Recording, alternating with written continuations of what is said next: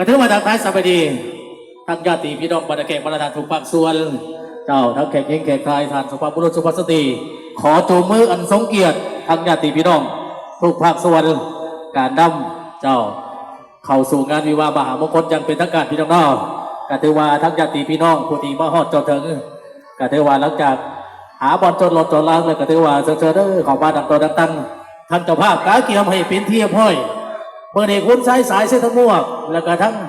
จานเพชรเจริญศิลป์จานกองไส้เจ้าขับไส้พี่ทั้งน้องคนดีเจ้าก็ถือว่าอนุญาตบัตรคำว่าได้จับดนพอสมควรพี่น้องเองก็ถือว่าเป็นงานเล่นแห่งหมานก็ว่าได้เบอร์นี้มาเป็นโคโซขับเชิญเจ้ากสิเป็นทั้งห้องทั้งล้ำแล้วว่าจะได้ทั้งห้องทั้งล้ำกันบริมีเสียงล้ำเสียงเพลงประกอบส่วนน้ำกันได้พี่น้องเด้อจะได้เพิ่นสิมวนให้ทั้งเจ้าภาพเพิ่นได้มวนได้ซื่นก็ถือว่าทั้งผู้บ่าวผู้สาวทั้งขังเก่าขังหน้าที่มาฮอดจอถึงเลยก็ถือว่าประกอบส่วนน้ำกันได้ได้ได้มันสิมวนจังสั่นละพี่น้องเนาะเจ้าก็ถือว่าเวลาหน้าที่การมวนการซื่นจักหน่อยก็จะคอยเลิกมวนซื่นก็ถือว่าอดใจเราบ่ดึงพี่น้องเนาะให้ทั้งเจ้าสาวเจ้าบ่าวเพิ่นได้ย้ายเรายากัสกรตอนรับกับสู่บรรดาเกศที่มาร่วมการร่วมงานมาเป็นสกีปัญญาในงานสังกบข้อใหม่บ่ได้แต่ถือว่าทางทีมงานเรากสิมอบเป็นเสียงลำเสียงเพลงตอนรับกับสู่บรรดาเกศทุกภาคส่วนป่าท่าโทษเสียงประวานป่าน้ำเบิ่งเสียงบ่เลิงป่าน้ำพาพี่น้องวาสนาผสมอยู่เที่ยวมาเห็นตั้งแต่ไม่แต่ผสมกันเลยเจ้ายกน้ำทีพี่น้องบรรดาเกศเข้าทีเขาพอฮอดจอดถึงเมื่อนี้บรรยากาศเข่าคางนักดื่มเบียร์เหล้าเข้ามาซะเลยเจ้าสดน้ำทีพี่น้องสดน้ำทีเฮือจังฟู่ผู้ไหนสดหน่อยเฮือบ่ฟู่มันก็สิพอดบ่มวนพิเศษทั้งจานสีเนาะสีเฟอร์นิเจอร์เขาเอาทีบ่ได้เอาสีมอเป็นเสียงล้ำเสียงเพลงตอนทำกับสู้บรรดาแขกเขาถูกฝากส่วนกันแล้วกันพี่น้องเราประทานโทษเราถึงก็ถูกใจบงไหนประทานโทษทั้งญาติพี่น้องหลาย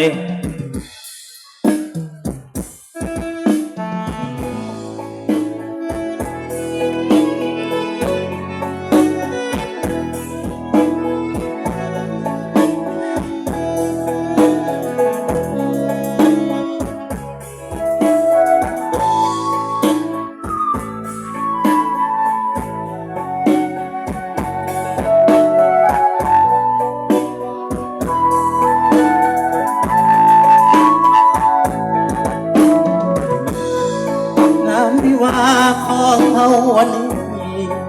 ขอต้อนรับด้วยความยินดีสุภาพสตรีโอรสทั้งหลายมาอวยคำใสพร้อมด้วยน้ำใจของขวัญมากมายเจ้าภาพแต่งดองทั้งสองฝ่าย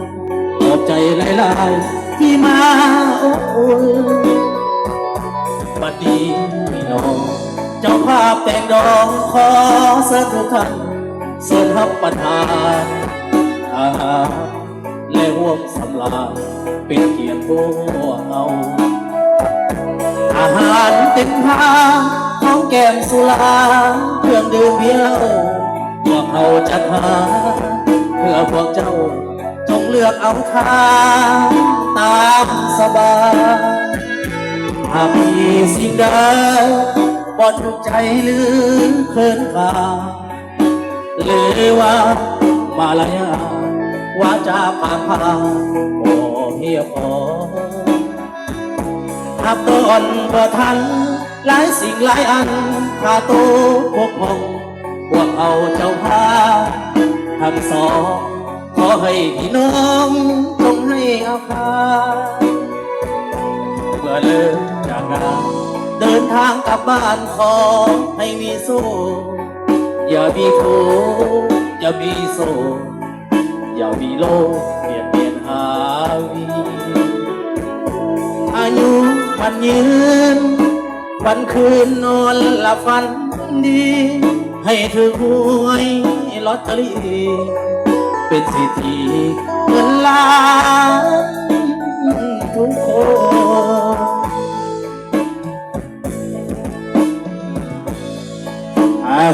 ตอนทำกับสู้บรรยากาศก็ถูกภาคส่วนนั้นที่กับว่าหอดจะเถิดขึ้นเสริญกับบรรดาเราทั้งเจ้าภาพเพื่อนกาเกี่ยวไว้แล้วว่าสันอยู่บนไหนเหมาะสมแต่ว่าเมื่อนี้บรรยากาศก็สิเหมาะสมสมบูรณ์เลยพี่น้อง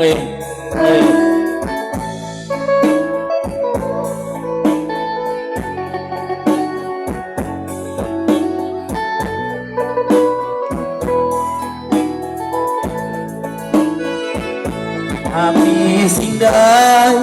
บ่ถือใจลืมเทินขาหรือว่ามาละยาวาจาพางพาโอ้เพียงพอถ้าตอนบ่ทันหลายสิ่งหลายอันขาโตปกพ่องตัวเขาเจ้าพาทั้งสองขอให้พี่น้อง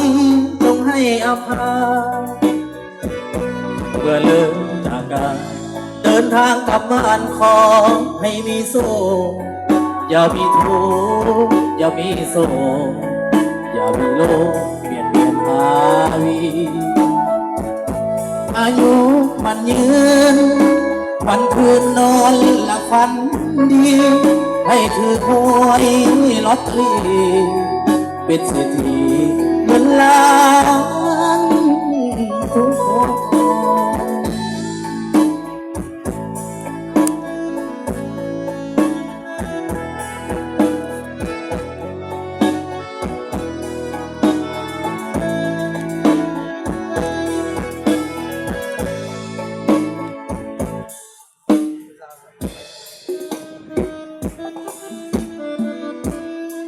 ไปต้องผลการเพลงกันแล้วกันบอกไปเด้อจะดีพี่น้องเจ้าตอนทำพักสู้มวยพรไทยปูสลับไม่อีกอย่างหนึ่งผลการเพลงกันแล้วกัน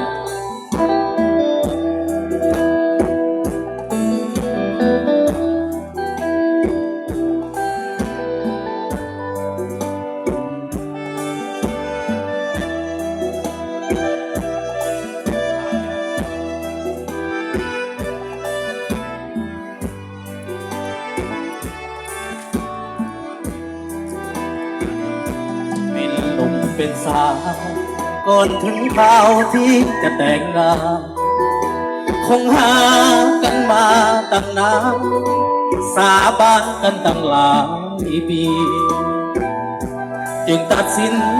ใจแต่งกันไปตามประเพณีเขาขอไว้พรเต็มที่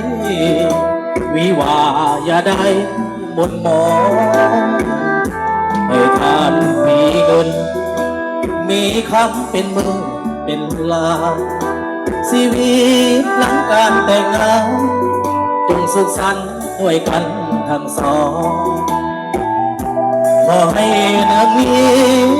เกียรติสถิตในแผ่นดินทองหวยไทยอย่าได้มาต้องขอความรักให้จีลาทำตัวเหมือนสร้างเท่านั้นเมียหักคือผู้ตามมาสมดังว่าเป็นสร้างเท่าหลังสวยกันทำมาหากินเป็นทิศเป็นทางสองแนวคิดยังเหินห่างมียัง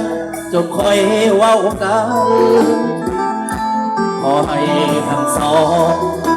เป็นทองแค่เดียวเลยที่ไปขอหาด้วยความแจ่มใสเลื่อยไปสั่วกาลนาน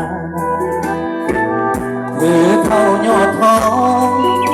แต่บอกยอดเพชรด้วยอีกการหักเดียวใจเดียวเท่านั้นสวรรค์จึงมีตาปราณี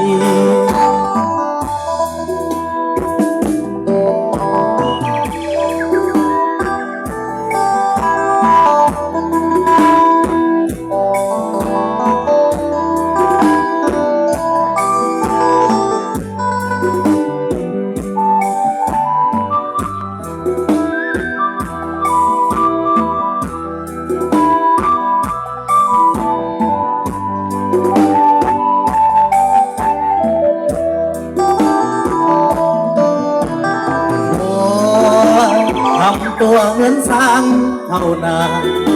เมียคือผู้ตามมาสมดังว่าเป็นสร้างเท่าหลังสวยกันทำมาหากินเป็นถิ่นเป็นทางสองแนวคิดยังเดินห่าง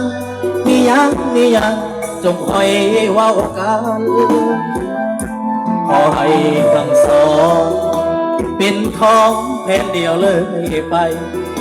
ข ของหาด้วยความแจ่มใสเลื่อยไปสู่กาลนานถือเท่ายอดทองตะบองยอดเพชรด้วยกันหากเดียวใจเดียวเท่านั้นสวรรค์จึงเมตตาปราณี